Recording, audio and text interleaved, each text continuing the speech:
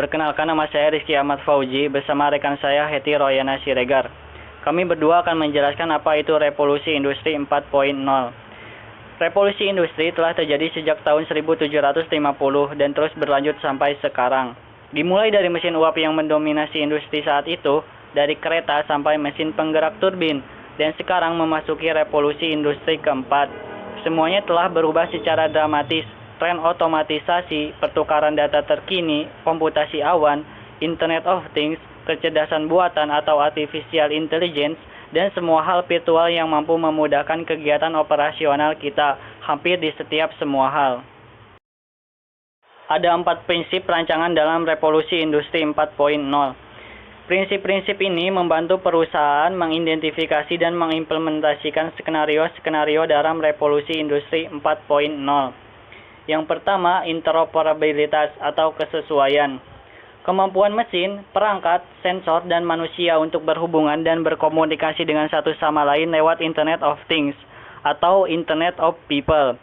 IoT akan mengotomatisasikan proses ini secara besar-besaran.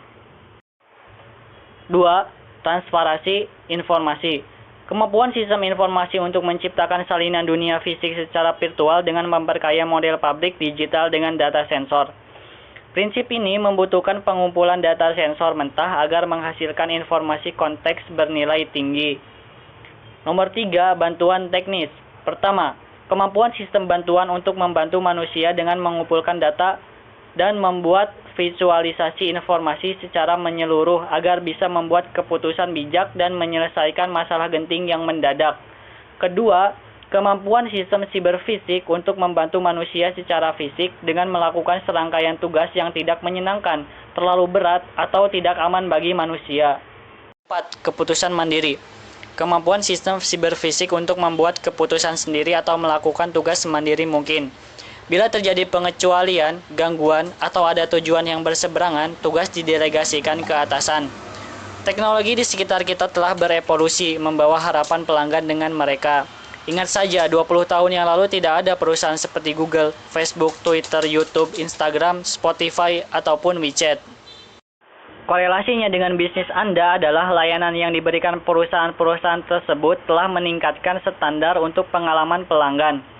Bagaimana Anda bisa berpikir pelanggan akan rela menunggu ketika mereka terbiasa dengan kecepatan interaksi di media sosial, atau ketika jawaban untuk pertanyaan apapun adalah satu pencarian Google? Dan jangan lupakan generasi milenial. Mereka tumbuh di teknologi digital dan sekarang mereka mencapai lebih dari setengah tenaga kerja. Sebagai konsumen, mereka mengharapkan bisnis yang dapat mengantisipasi kebutuhan mereka dan memberikan pelayanan yang memuaskan.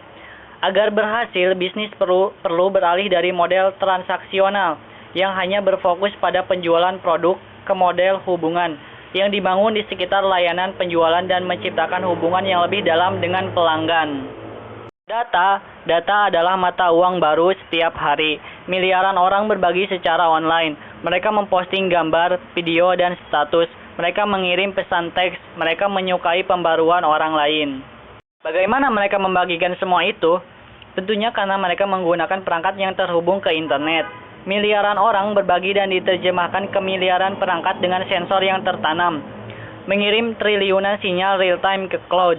Hal-hal seperti koordinat GPS, data berbasis lingkungan, clickstream, dan data kesehatan. Hasilnya adalah data. Banyak sekali data. Semua data ini seperti makanan untuk kecerdasan buatan dan mendorong inovasi pada jumlah produk dan layanan yang terus bertambah. Semakin banyak data yang Anda miliki, semakin baik prediksi yang Anda peroleh. Algoritma pembelajaran mesin dapat menganalisis miliaran transaksi dan variabel ini untuk membuat bisnis lebih cerdas. Mereka dapat membantu bisnis mengantisipasi tren dalam permintaan konsumen, mempersonalisasikan promosi untuk masing-masing pelanggan, dan mengoptimalkan harga. Berikut adalah beberapa contoh inovasi pembelajaran mesin yang digunakan berbagai macam industri. Yang pertama, retail, menyoroti sentimen konsumen terhadap merek atau memprediksi pelanggan mana yang cenderung memberi produk tertentu. Yang kedua, manufaktur, mengoptimalkan operasi rantai supply dan memprediksi kegagalan suku cadang. Yang ketiga, agen perjalanan, rencanakan liburan dengan kecerdasan AI. Yang terakhir yaitu medis, membantu dokter dalam mengidentifikasi berbagai jenis sel kanker dan menemukan kelainan intrakranial secara real time.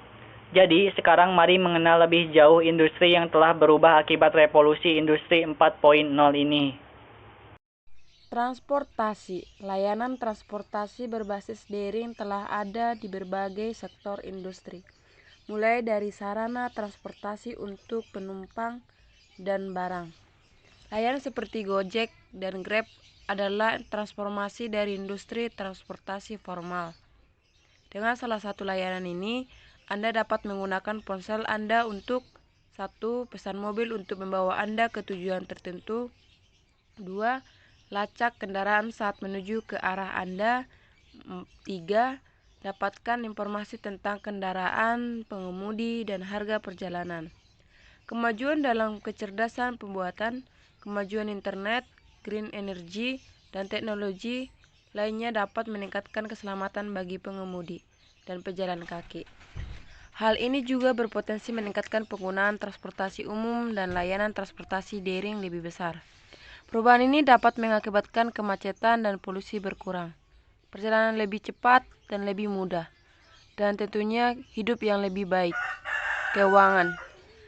Lembaga keuangan juga termasuk jenis usaha yang terkena dampak revolusi industri. Banyak lembaga keuangan yang menggunakan kecerdasan buatan untuk mendeteksi penipuan dan ekuitas penelitian. Mereka bahkan menggunakan data dari pembelajaran mesin untuk mengelola hubungan klien. Misalnya, kecerdasan buatan membantu penasihat keuangan memprediksi prospek mana yang paling berharga dalam siklus penjualan, memutuskan tindakan terbaik berikutnya, dan membuat layanan pelanggan yang sangat pribadi berdasarkan sasaran keuangan, peristiwa kehidupan, dan variabel lain khusus untuk setiap pelanggan. Industri perbankan sedang mengalami perubahan besar akibat revolusi industri ini. Cabang-cabang menghilang, persaingan baru memasuki industri dengan sangat cepat. Apakah sekarang bank terlihat seperti 10 tahun lalu? Dan bagaimana dengan cryptocurrency? Pertanian.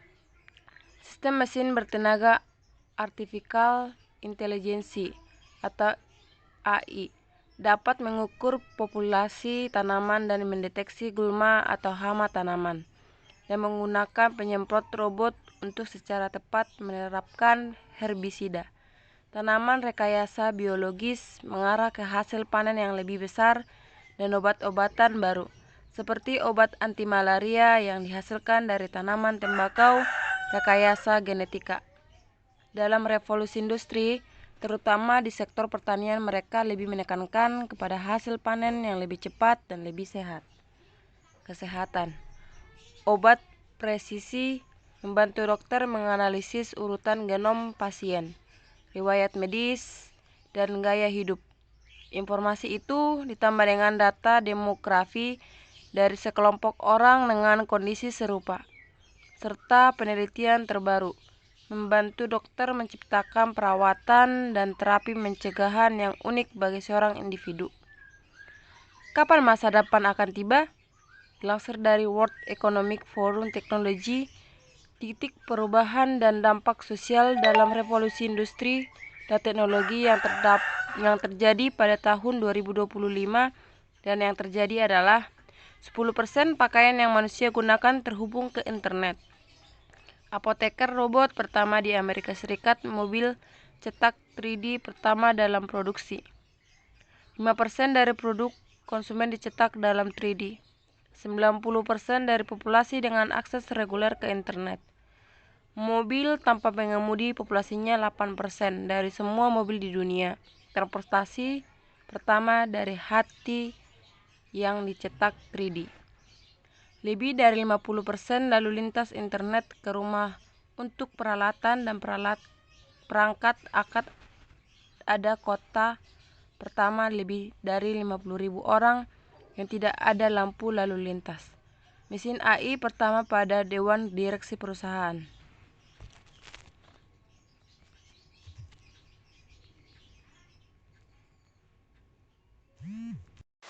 Itulah yang dapat kami jelaskan tentang revolusi industri 4.0.